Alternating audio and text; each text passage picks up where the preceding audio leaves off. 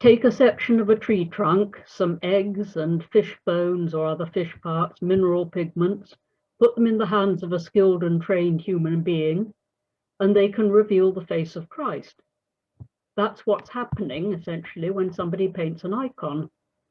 And when all these representatives of the animal, vegetable, and mineral kingdoms come together to manifest Christ in a form that even we can recognize, it gives us a clue to what they were created for.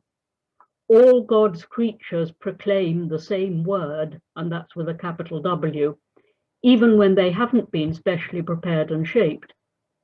So we can look at a rock and think the rock was Christ. We can look at a growing tree and see multiple images of the way the cross functions for our life and salvation.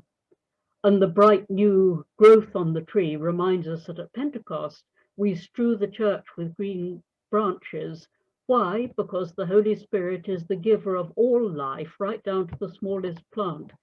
Everything points us to its creator. It's also in the nature of the material world to convey God's blessing to us, and that's why we bless fruits or herbs or oil, or indeed the food we're about to eat.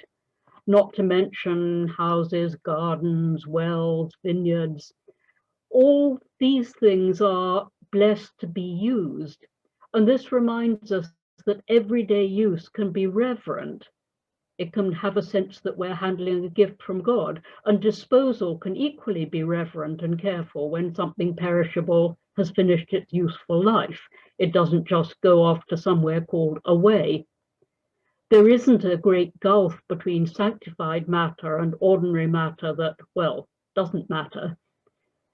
If we go for coffee after the liturgy and throw half a bagel into the garbage, that's an implicit insult to the one who has become our bread. The most dramatic blessing of matter must surely be the great blessing of waters, especially when it's performed at a river or by the sea.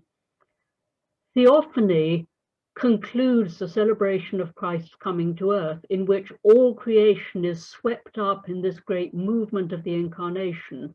So when we bless the waters, we're declaring that the elements themselves, the basics of the earth, have been sanctified by Christ's presence on earth in matter.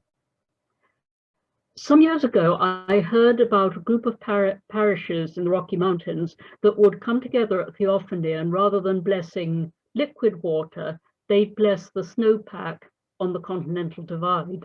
So throughout the year, you would have droplets of sanctified water, meltwater, flowing down into the Atlantic and Pacific, and courtesy of the ocean currents, they're sanctifying the oceans of the world.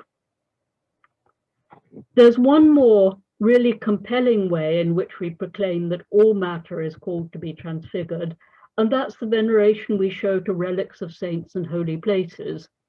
When we kiss a relic, or when we take home a pebble or a flower or whatever from the place a saint has walked, we are saying that the grace of the Holy Spirit isn't confined to souls.